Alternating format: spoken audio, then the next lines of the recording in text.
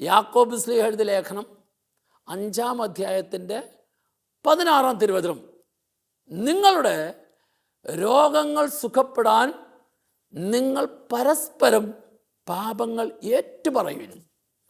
പരസ്പരം പാപങ്ങൾ ഏറ്റുപറയുവിൻ എന്ന് പറഞ്ഞാൽ പരസ്പരം മാനസികമായിട്ട് എവിടെ അകൽച്ചയും എവിടെ ഇഷ്ടക്കുറവുമുണ്ടോ ആ അകൽച്ചയും ഇഷ്ടക്കുറവും നിങ്ങൾ നേരെയാക്കിയാൽ നിങ്ങൾക്ക് സൗഖ്യം കിട്ടും. അതെ, അപ്പോൾ രോഗം സുഖപ്പെടണമെങ്കിൽ ഉള്ളിൽ ആരോട് ഇഷ്ടക്കുറവോ സ്നേഹക്കുറവുണ്ടോ അത് പൂർണ്ണമായിട്ടും ക്ഷമിച്ച് രമ്യതയിലേക്ക് വരണം. സ്നേഹമുള്ളവർ, സാധാരണ എല്ലാ ധ്യാന കേന്ദ്രങ്ങളും, പ്രത്യേകിച്ച് ഞാൻ കണ്ടിട്ടുള്ളത് ഡിവൈൻ ധ്യാന കേന്ദ്രത്തിൽ ധ്യാനിക്കാനായിട്ട് വരുന്ന ആൾക്കാരിൽ ഏറ്റവും കൂടുതൽ ദൈവം അത്ഭുതം പ്രവർത്തിക്കുന്ന ഒരു ദിവസം അത് കുമ്പസാരത്തിന് ശേഷമുള്ള ആരാധന നിമിഷങ്ങളിലാണ്.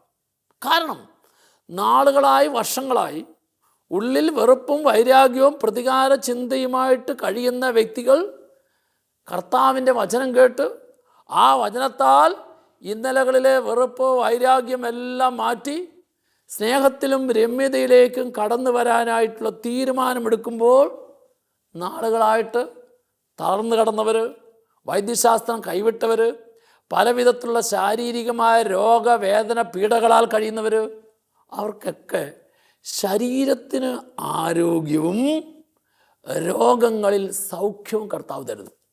അതുകൊണ്ട് ഏത് രോഗിയും തൻ്റെ രോഗത്തിന് ഡോക്ടറുടെ അടുക്കൽ ചികിത്സിക്കാൻ പോകുന്നതിന് മുമ്പ് ഏതെങ്കിലും മാറാത്തതായ വേദന ഒരു വ്യക്തിയുടെ ശരീരത്തിൽ ഉണ്ടെങ്കിൽ ഏറ്റവും ആദ്യം പരിശോധിക്കേണ്ടത് എൻ്റെ ഉള്ളിൽ എനിക്കാരോടെങ്കിലും ഇഷ്ടക്കുറവോ വെറുപ്പോ വൈരാഗ്യമോ ഉണ്ടോ.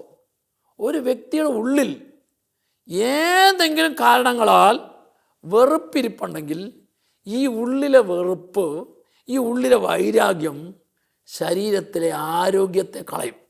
എന്ന് പറഞ്ഞാൽ ശരീരത്തിൽ രോഗമായി വേദനയായി അനുഭവപ്പെടും.